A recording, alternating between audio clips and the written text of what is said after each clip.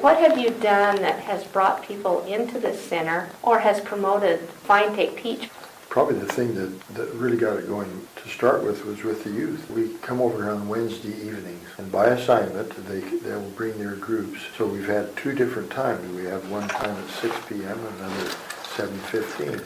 So they come in here and find, take, and teach. The long-range idea that we have is to have them come maybe at least twice a year, if not 3 times a year, but have them come on a regular basis.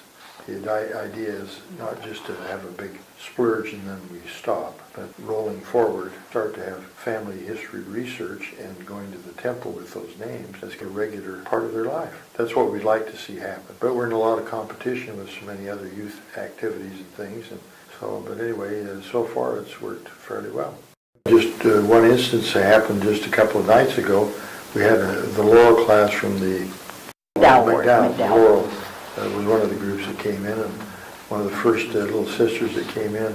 So she sat down, and within about 25-30 minutes, she'd found 22 names on her line. What I've seen is some of the youth will say, "Oh, I've done this before," and I said, "Great, then you can teach some of the others who are not familiar with it," and they're very willing to do that. So they'll sit by someone who hasn't done it before and teach them, and that's the ending part. That's the find, take, and then teach another youth. Well, we're about 50% with the youth right now and about 34% with the adults overall. So when we look at adults plus youth, we're about 34%. So the adults sometimes are invited to come during the Sunday school class and do Find, Take, Teach, and many have done that. Okay. But the invitation is for all of them to come. Well, our stake president and our stake presidency have had the vision of taking this assignment, and they've really made it one of the key areas of emphasis for our stake. And according to the handbook, we have now delegated that assignment out to the high priest group leaders. And so the high priest group leaders, working with their bishops and in conjunction with the ward council, will then figure out what's going to work best for our ward. Each ward is different, a different makeup, a different experience with family history and temple work.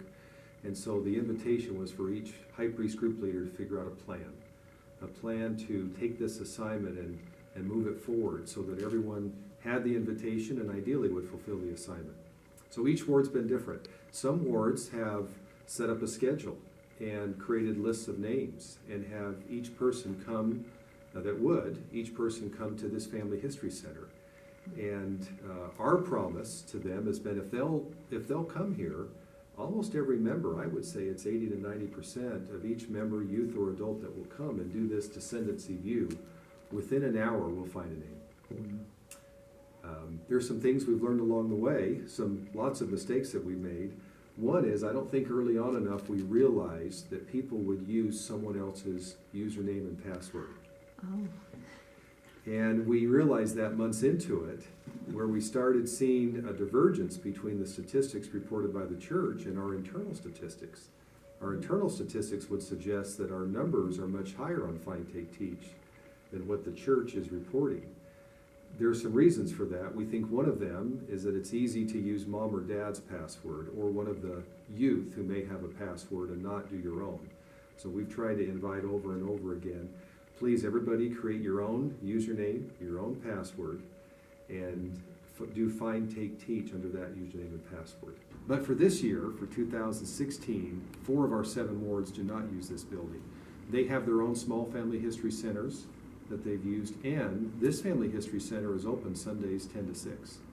So anybody can come anytime during those hours.